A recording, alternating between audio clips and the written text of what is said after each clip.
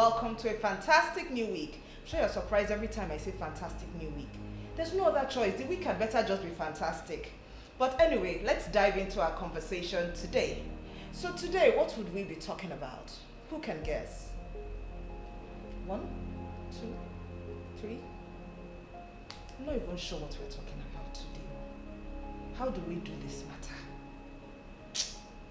matter? Okay. So I'm going to start with telling you a story first. Then I'll now tell you the topic. So I journal. I've always journaled. It's been my safe place, where I go and I write, Dear Lord, Dear Father, Holy Spirit, I'm upset I've committed that big sin again.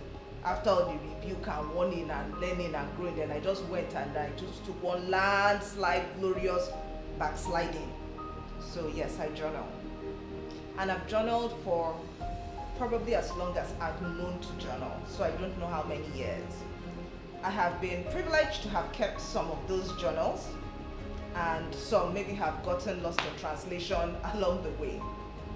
And not too long ago, I decided to pull out a few of my past journals, and I opened them up and I read.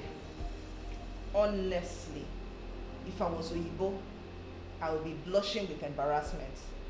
My cheeks would be beetroot red. They'll be as red as my lips, honestly. What I wrote in those journals, the things I was grumbling and mumbling about, the feelings and all the foolishness put in the journal just for me to review. Very, very embarrassing. I look at myself and say, what the hell was I thinking about? Wanting or desiring or imagining those type of things. Imagine that. So that brings me to the topic of today, embarrassing growth. So you see, in as much as I'm reading those journals in the past and I'm embarrassed, the right way to look at it is I'm embarrassed because I can see that I am so much better than where I was. I'm embarrassed because I can see that my mind has grown, shifted, changed, expanded, deepened. That's what growth does to us. Sometimes it is so subtle, just the same way the world is rotating and revolving and we're not even aware. It is so subtle. But the change is happening. The growth is happening. Very quickly, let's look at 1 Corinthians 13, probably the most popular love chapter in the Bible. Verse 11. When I was a child, I spoke like a child, I thought like a child, I behaved like a child. But now that I have grown up, or at least now I'm trying to grow up, let's not get it twisted, I'm still a child. There's no adult of God, we're all children of God.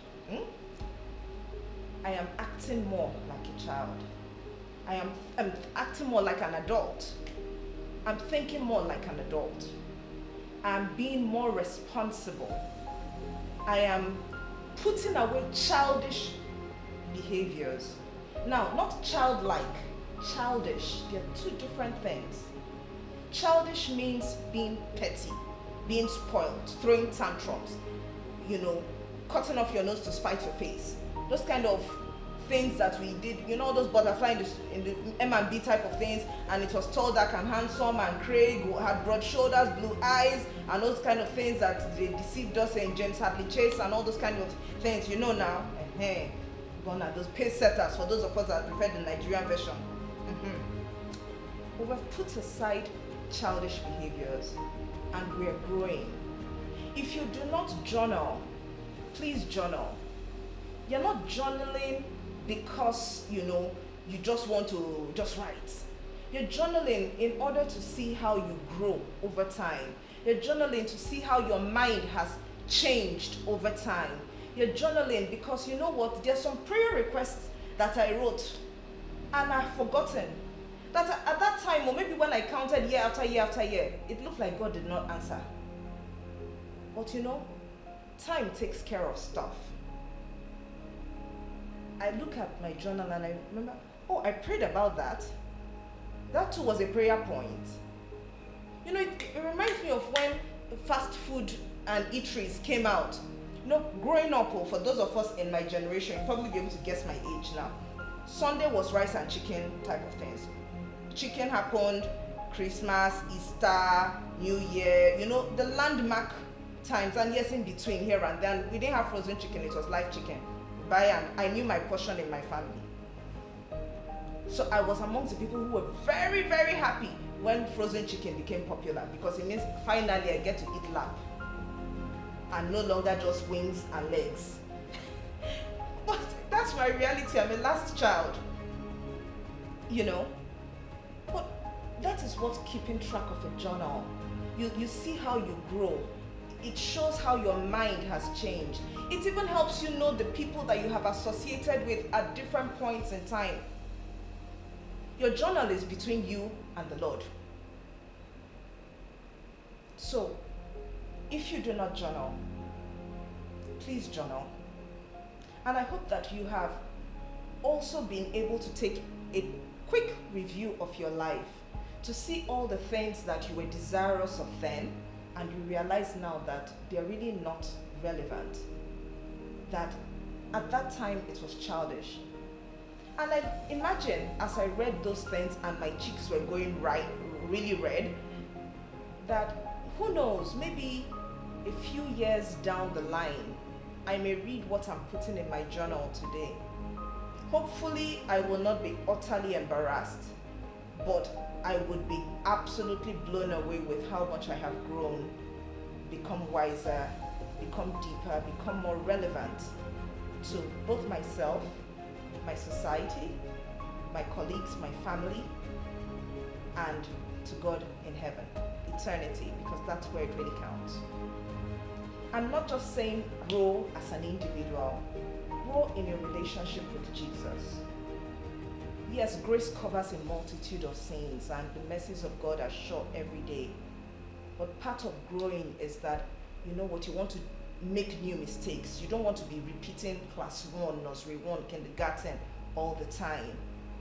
Growth means that you have crossed a particular Rubicon and you now are ready for the next one. It doesn't mean we won't slip up, but it means that you are able to say, thus far, and you keep pushing and forging ahead. And Jesus can help you get there. He can make you become who you ought to be. He is the actual helper, the standard, the rock of ages. And I hope that today you will accept him into your heart.